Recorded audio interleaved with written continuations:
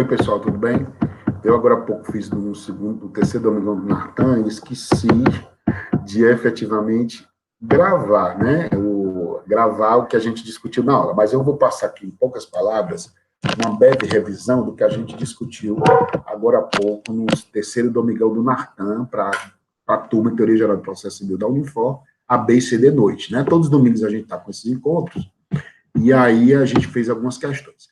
A gente resolveu 5 questões. A primeira questão a gente resolveu é do concurso do Ministério Público Promotor de Justiça do Paraná, de 2019, que diz o seguinte, a questão. Assinale a alternativa correta no que diz respeito à matéria de competência de acordo com o Código de Processo Civil de 2015, certo? O item correto nessa questão primeira, gente, é o item D de dado, que fala o seguinte, é competente o foro do domicílio do réu para as causas em que seja autor a União, o Estado ou o Distrito Federal. O fundamento disso é nos artigos 51 e 52 do Código de Processo Civil e também no artigo 109, parágrafo 2º da Constituição Federal de 88. O item A está incorreto, porque ele diz assim, a ação fundada em direito real sobre o bem imóvel tem como regra geral a distribuição do foro do domicílio da coisa. Não. A ação fundada no foro do domicílio do réu, a parte final está errada. O item B da questão está errado, porque havendo 2 ou mais réus com diferentes domicílios, o autor pode distribuir a ação fundada em direito social em qualquer foro do país. É um absurdo, gente. Não é qualquer foro do país, certo? Vai ser no foro de qualquer deles, dos réus.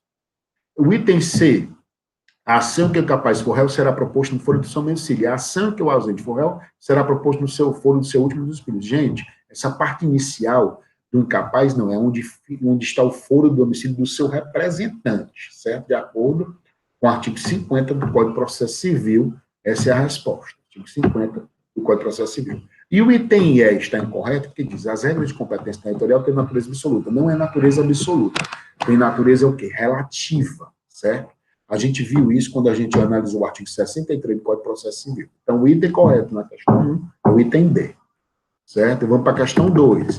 A questão 2, ela fala sobre a modificação da competência no direito processual civil. Diz assim, assinale a alternativa incorreta.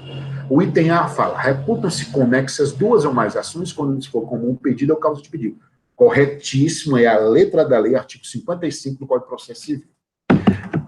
O item B fala, os processos de ações conexas serão reunidos para decisão conjunta, salvo se um deles já houver sentenciado. Também correta a letra da lei, artigo 55, parágrafo 1º do Código de Processo Civil. O item C, as partes podem modificar a competência em razão do valor do território. Beleza, isso é critério determinativo da competência relativa. Elegendo o foro onde será proposta ação oriunda de direito e obrigação. Corretíssimo, artigo 63, cap do Código de Processo Civil.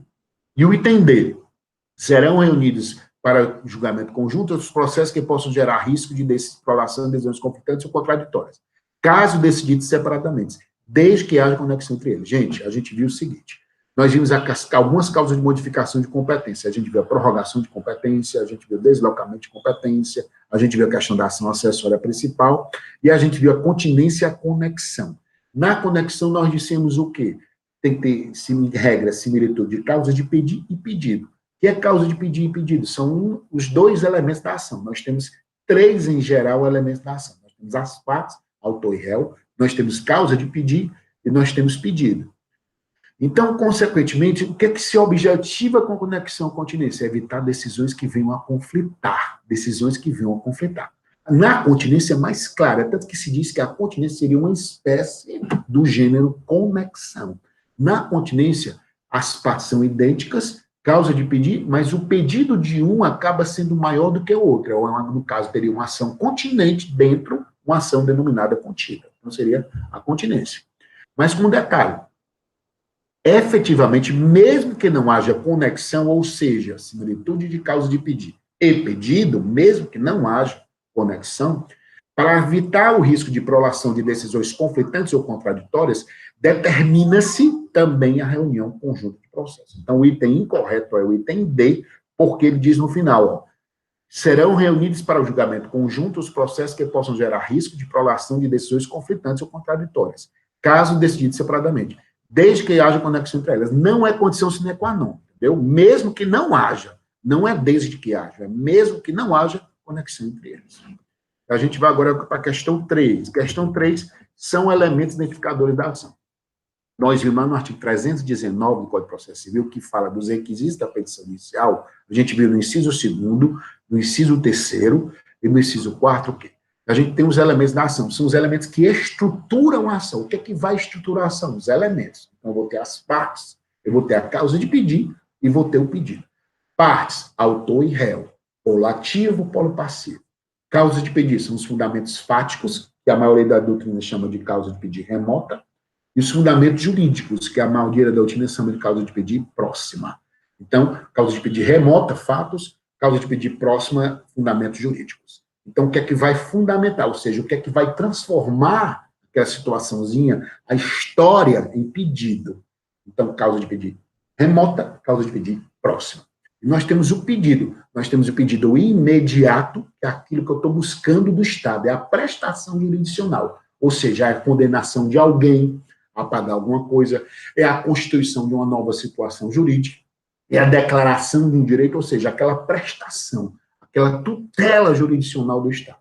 Já a consequência do pedido imediato é o pedido mediato. Pedido imediato é a consequência.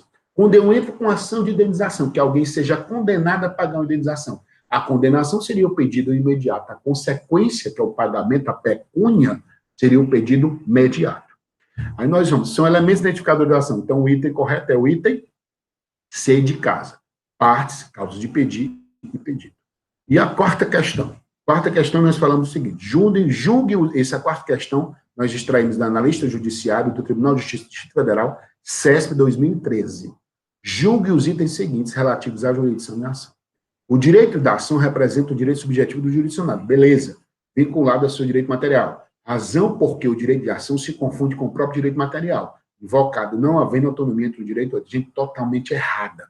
Hoje é muito clara essa autonomia de direito processual, que é onde exercita o direito de ação, e direito material, que é o próprio direito, é o bem da vida, é a controvérsia. Eles são independentes e autônomos. Cada um tem seu campo de atuação. Então, esse item, essa questão 4 estaria errada.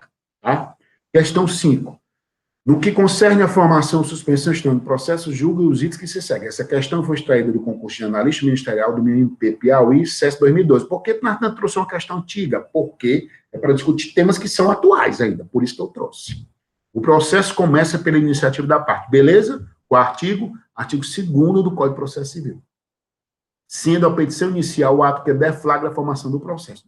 Tranquilo, né? Não o artigo 319 do Código de Processo Civil.